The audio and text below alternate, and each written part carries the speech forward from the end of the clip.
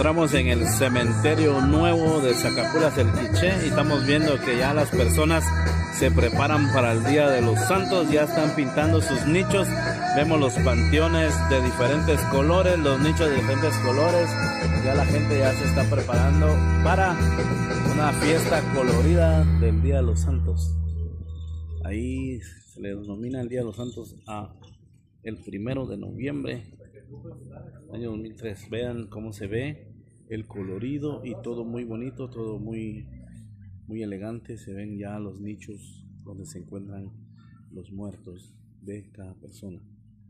Vean el color bonito, un día tradicional acá en Zacapulas El Quiché.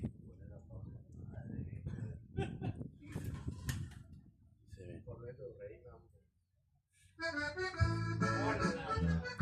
ve.